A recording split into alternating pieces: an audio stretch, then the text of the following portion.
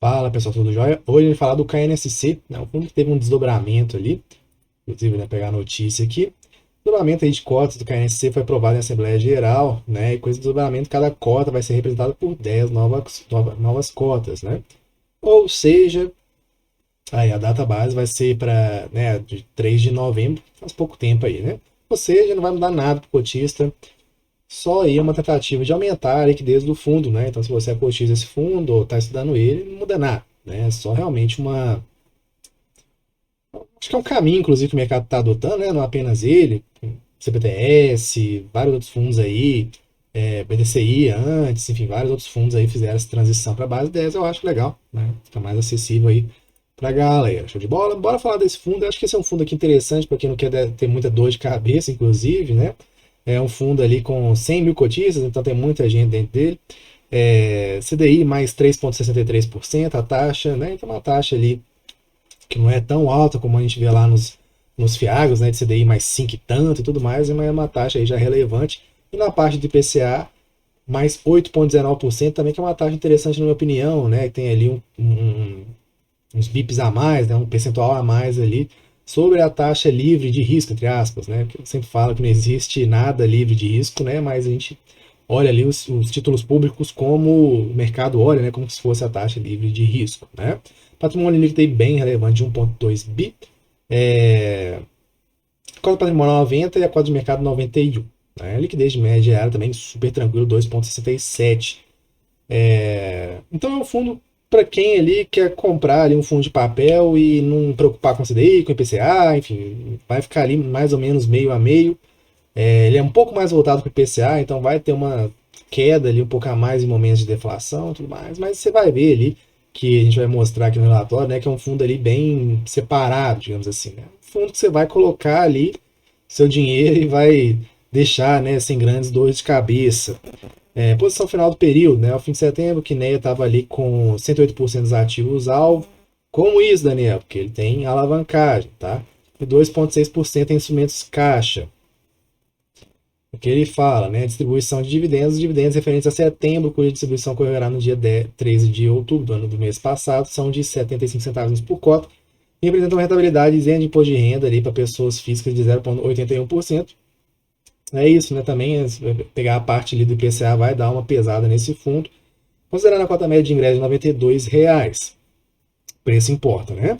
Que corresponde a 83% da taxa de DI do período, ou 97% do CDI, considerando o gross up, né? Que ela régua ali entre, por exemplo, título público, acabei de falar, né? Ele tem imposto de renda e aqui não. Então tem ali essa rentabilidade a mais. Para público em geral, 1% e 1,20% de taxa de administração não é barato, mas pelo menos não tem taxa de performance. Né? Então esse é um ponto positivo para o fundo. Aqui ele fala, né, para melhor orientação dos investidores, destacando que os CRIs atelados, a inflação presente na carteira refletem aproximadamente as variações do indexador IPCA, referentes aos 2 meses anteriores à apuração do resultado. Ou seja, tem uma inflação negativa nesse mês, daqui a 2 meses ali você pode esperar um impacto na sua carteira, que faz sentido também você se preparar para isso, né, caso você goste de movimentos um pouco mais rápidos de mercado. Né. Ilustrativamente, portanto, os resultados apurados ao longo do mês de setembro a serem distribuídos aos investidores de outubro refletem aproximadamente a variação do IPCA referente aos meses de julho e agosto. Os patamares baixos de inflação explicam o menor resultado gerado no mês, que eu estava acabando de falar, né? Não havendo qualquer evento negativo de crédito na carteira dos investimentos do fundo.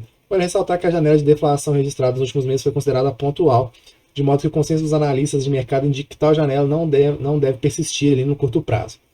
A última projeção realizada pelo PCA de setembro, divulgada pela Ambien, indica ali uma variação positiva de 0,32. Por outro lado, os dividendos foram beneficiados parcialmente pela contribuição da parcela dos CRIs pós-fixados, que apesar de apresentar uma queda frente a agosto pelo menor número de dias úteis, né, então quem for indexado ao CDI vai variar ali, né, conforme o mês for maior ou menor, então tenha isso em mente também, ainda continua positivamente impactado pelo alto patamar de CDI, muito alto mesmo, né? O Brasil realmente, a Selic é muito alto. Embora este indicador apresente tendência de queda nos próximos meses, o consenso do mercado ainda que seja um patamar Selic a próximos 2 dias ao final do ciclo de cortes da taxa básica. Eu também acho que não vai ser um corte tão agressivo, não. Acho que vai continuar caindo ali gradualmente, tá bom? Fizeram mais algumas movimentações aqui, CDI mais 2,5, CDI mais 5,17, né? Esse 5,17 aqui acima da carteira, então positivo. Em relação ao compromissado reverso, é isso que eu estava falando da alavancagem para vocês, né? Exposição atual é de 10,7%, ele já fica ali, né, num nível ali, você já começa a prestar atenção. O promissado reversa ali, para quem não sabe, quase como se fosse um crédito consignado, né, dos fundos de papel. É a forma que os fundos de papéis, os fundos de papel, eles se alavancam, né? E faz sentido se você tiver uma operação interessante. Às vezes a gente vê alguns fundos pegando dinheiro emprestado para fazer operação que não é interessante, tá bom? Alocação em CRI, 108%. Total do indexador, CDI 40% e IPCA próximo ali do 60%, né? Então é isso, né? Então vai puxar um pouco mais para o IPCA, né? Que eu estava falando antes, tá?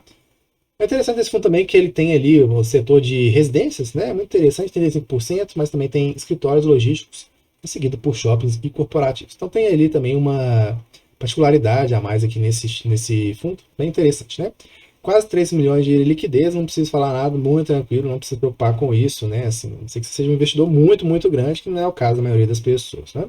Resultados distribuídos por mês ali está batendo mais ou menos com o resultado gerado no mês, o que é bem interessante. Tem uma reserva acumulada até interessante, 50 centavos por cota, bem legal, né? A rentabilidade do fundo aí, ele foi menor por causa da questão da inflação, mas ele teve ali, antes disso, né, dessa questão ali, apresentado uns resultados interessantes no mês de maio, abril, março, né? Então é realmente, né, ver se isso vai se manter ao longo do tempo. E não faz sentido também se entrar na renda variável para perder para CDI, né? Então, de fato, a gestão tem que ali entregar resultado para o cotista, né? Assim, eu falo que não tem dor de cabeça e tudo mais, mas você tem que entregar dinheiro também, né? Sei que tem as motivações, etc e tal, macroeconômicas, mas é de fato uma questão a se olhar. E aqui tem, em termos de pessoal da carteira, também não tem muito o que falar, não. Bem diversificada, mais uma vez, né? Sem muita dor de cabeça.